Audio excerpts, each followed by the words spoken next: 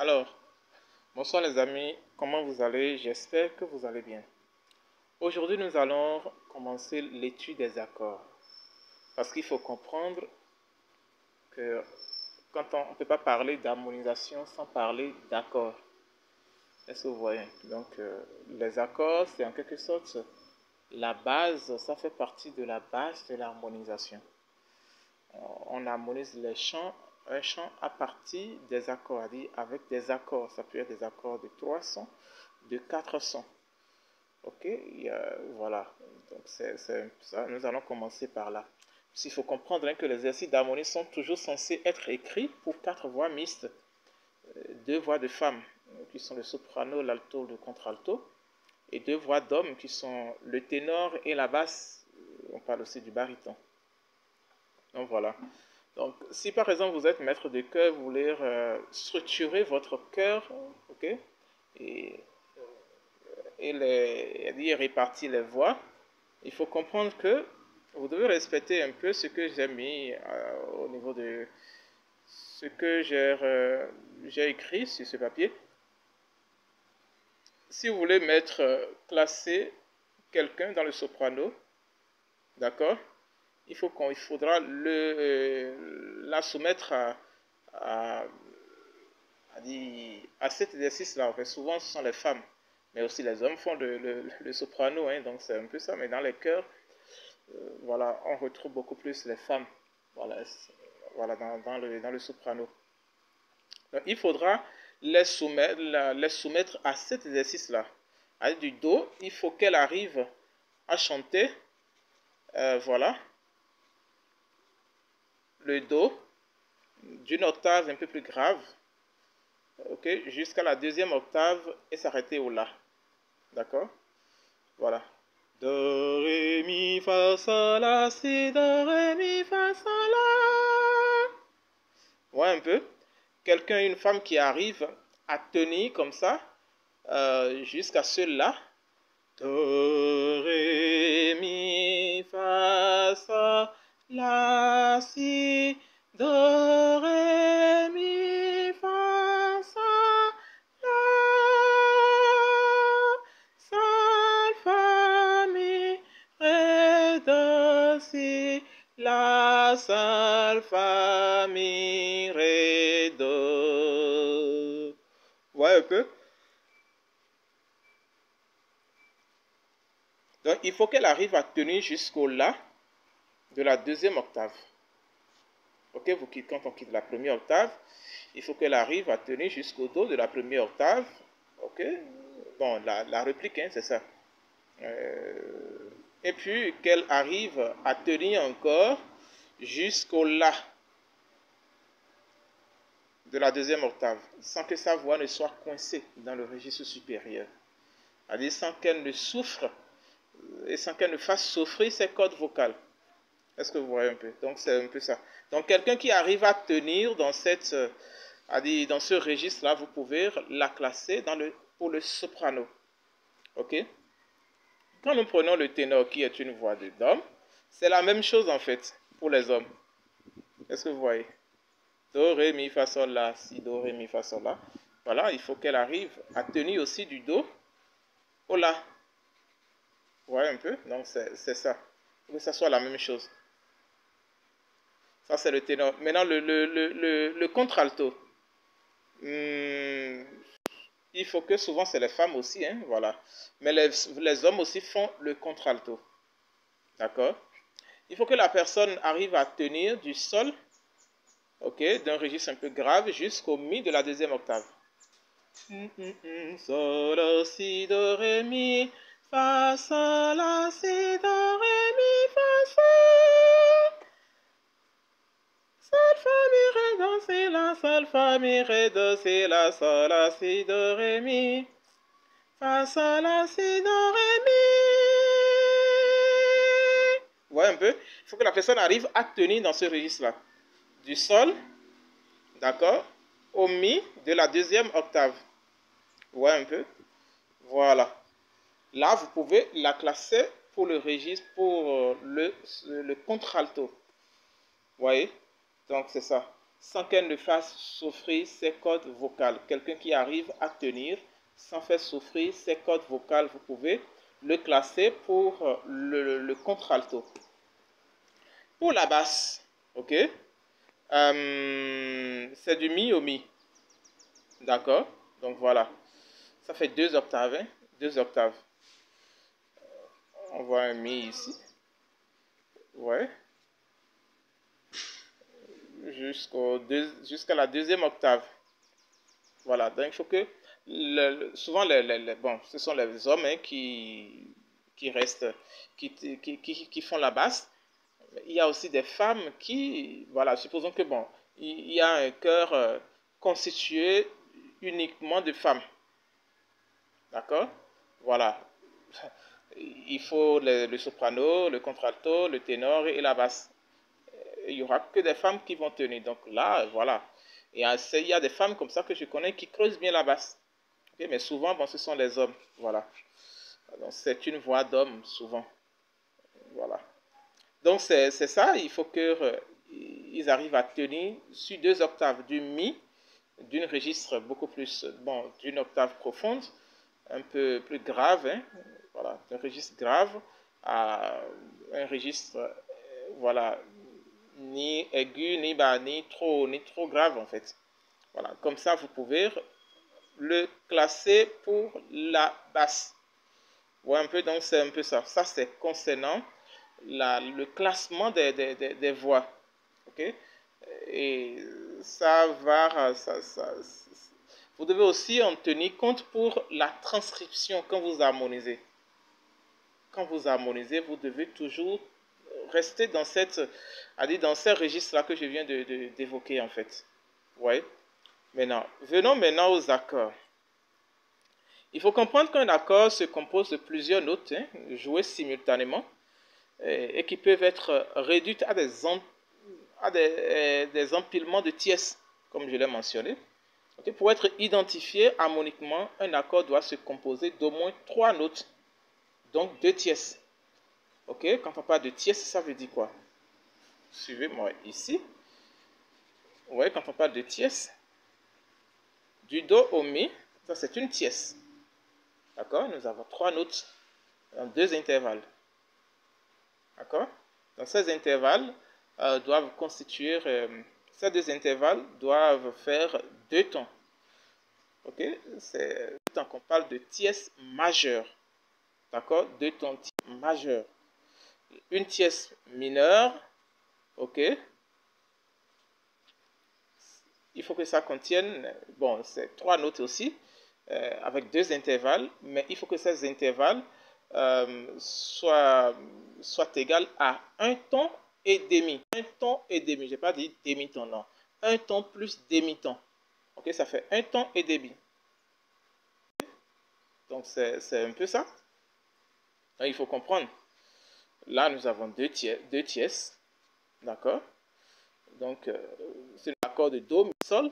Voilà. Nous avons 2 tierces. Avec 3 notes. Voilà. Ça, c'est un accord. Quand on va jouer là au piano, vous allez voir que ça sonne harmoniquement. Ouais, donc, voilà. Il faut comprendre. En harmonisation, c'est la manipulation des accords suivant une règle donnée, de sorte à ce que le son soit attrayant et agréable à l'oreille. Ce qu'on appelle harmonisation, c'est ma définition à moi, d'accord? Vous allez tomber sur plusieurs autres définitions, dans les documents de musique et autres, voilà. Donc ça, il faut retenir cela. Donc un accord majeur se constitue d'une note fondamentale, d'accord? D'une note fondamentale plus une tierce majeure plus une tierce majeure. D'accord? Donc, il faut comprendre que le Do, Mi, Sol que je viens de mentionner, d'évoquer comme exemple, est un accord majeur à 3 notes. Un accord majeur. Il faut comprendre que c'est la première tierce là qui donne son nom à l'accord. On a dit la première tierce plus sa fondamentale, on a dit plus la première note, ça a dit sa fondamentale. C'est ça qui donne son nom à l'accord. Je réexplique. C'est la première tierce, ok, d'accord, à l'état fondamental donne son accord. Je répète, c'est la première tierce à l'état fondamental de l'accord qui donne son nom à l'accord. D'accord? Donc ici, nous avons, quand vous prenez la première tierce, c'est une tierce majeure. L'accord étant à l'état fondamental ici, parce que, voilà, nous avons la première note de l'accord, c'est le... Okay, c'est la fondamentale de l'accord. L'accord commence à partir du Do. Okay, c'est différents renversements. Nous allons prendre un renversement plus bas. D'accord? Donc là, la première tierce qui est composée d'une tierce majeure, plus une tierce mineure, ok, qui est de mi à qui est composée d'un ton plus demi-ton. D'accord? Donc voilà. Donc l'accord majeur se constitue d'une note fondamentale plus une tierce majeure, d'accord, plus une tierce mineure. Voilà, c'est le cas du Do. Un accord mineur maintenant. Un accord mineur est composé d'une tierce mineure plus une tierce majeure. Est-ce que vous voyez ce cas de l'accord La, Do, Mi? Ok, l'accord La, Do, Mi est un accord mineur. Un accord mineur, ce sens que, vous voyez, de La à Do, nous avons une tierce mineure. De Do à Mi, nous avons une tierce majeure. La à Do, une tierce mineure parce que entre La et Si, nous avons un ton. Entre le Si et Do, nous avons un demi-ton. Par contre, dans la deuxième tierce qui est une tierce majeure, de Do à Ré, nous avons un ton. De à Mi, nous avons un ton. Donc cette tierce majeure est constituée de deux tons. D'accord? Donc voilà, c'est pour ça qu'on parle de La mineur. On parle de La mineur. Voilà. C'est la même chose que cet accord-là. Le Do mineur. Do mineur qui est composé de Do, Mi bémol, Sol. D'accord? Do, Mi bémol, Sol. Ça voudra dire quoi? Entre le Do et le Mi bémol, nous avons un ton et demi. Un ton et demi. Si on enlève le bémol ici, là, on présente une tierce majeure. Mais le bémol a dit restreint la valeur de l'accord de demi-ton. Ok? De demi-ton. Donc, et réduit l'accord, la première tierce, à un état mineur. Ok? Et restitue le caractère de majeur, de tierce majeure, à la deuxième tierce. Donc, le bémol intervient ici pour arracher un demi-ton, ok, pour arracher demi-ton, voilà, pour que les gens ne confondent pas, pour arracher demi-ton à la première tierce qu'il va restituer à la deuxième tierce. Donc, la deuxième tierce devient majeure et la première tierce devient mineure. C'est pour ça qu'on parle de Do mineur. Est-ce que vous voyez un peu? Donc, c'est un peu ça. Maintenant, les renversements. Souvent, on parle de premier renversement et de second renversement. Le premier renversement, c'est quand la tierce de l'accord. Ok? Quand on parle de tierce de l'accord, vous voyez, revenez ici. On parle de tierce. Vous voyez cet accord, Do, Mi, Sol. Ok? La note, la deuxième note, ok, est la tierce de l'accord. Vous voyez? La tierce de l'accord. On appelle cela la fondamentale, encore appelée la tonique, et ceci la quinte. Ok? Pourquoi la quinte? Parce que cette note est tuée, okay, voilà, à 5 degrés de la fondamentale. Do, Ré, Mi, Fa, Sol. Est-ce que vous voyez un peu? C'est la quinte de l'accord. Ceci est la tierce de l'accord parce qu'elle est située à 2 degrés, disons, à 3 degrés de l'accord, à 3 degrés de l'accord, de la note, de la fondamentale de l'accord. Vous voyez un peu? Donc, Do, Ré, Mi, c'est la troisième note de la fondamentale. À la troisième note de l'accord. Et est située à 3 degrés de la fondamentale. Donc, c'est ça qu'on parle de tierce. En cas de renversement, quand on parle de premier renversement, c'est quand la tierce de l'accord prend la place de la fondamentale. Est-ce que vous voyez un peu? C'est quand la tierce de l'accord prend la place de la fondamentale. Ça, c'est un accord majeur ou mineur. Est-ce que vous voyez un peu? Là, on parle de premier renversement. Vous voyez ici? L'état fondamental, le Do était la fondamentale. Vous voyez, Do, Mi. Mais là, nous sommes en présence en cas de premier renversement. Donc, la tierce de l'accord est devenue l'accord fondamental. Et la quinte a suivi. Et la fondamentale s'est retrouvée à la place de la quinte. Vous voyez, c'est aussi simple que ça. Quand on parle de non-rendement, ok, c'est très simple. C'est quand la quinte de l'accord se retrouve à la place de la fondamentale. Est-ce que vous voyez? Et la quinte et la fondamentale se retrouvent à la place de la tierce. Et la tierce se retrouve à la place de la quinte. Vous voyez un peu? Donc, pour écouter, essayez de rejouer la vidéo. C'est très simple. Vous voyez? Voilà. Donc, voilà un peu ce qu'il faut retenir des accords, en fait. Maintenant, il y a les accords à 4 notes. Il existe des accords à 4 notes qui sont sur les accords à 3 notes que nous venons de voir ci-dessus. Si étant situé à un intervalle de septième de note fondamentale, l'accord, on appelle ce dernier l'accord de septième majeur mineur. C'est très simple. Supposons, prenons le cas du do mi sol. D'accord, je nous explique ça très simple. Ok. Quand on est d'accord à 4 notes, okay? C'est simple. Ça peut être une pièce, on ajoute une tierce majeure à la quinte de l'accord à 300. Ok, ça peut être une tierce majeure comme une tierce mineure. D'accord? Voilà. Et là, on parle d'accord de septième. Si nous ajoutons une tierce majeure à cet accord-là, ok? Ça vous dira dit quoi? À la quinte. Si nous ajoutons une tierce majeure à la quinte de cet accord. Donc là, nous verrons do, mi, sol, si. D'accord? Do, mi, sol, si. Là, on est en cas de do, septième majeur.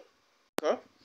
Contre, si nous ajoutons un accord une tierce mineure, la mineure a dit, pour ajouter une tierce mineure à la quinte, voilà, on doit bémoliser le si. Donc do, mi, sol, si, bémol. Souvent, c'est ce cas-là qu'on retrouve sur les partitions. Vous voyez un peu? Donc, c'est tout ce qu'on est en train de dire par un accord de septième. Donc là, nous sommes en cas de do septième majeur et do septième mineur. D'accord? Voilà. Et c'est ceci qu'on retrouve sur les partitions. C'est rare de rencontrer ceci. Ok?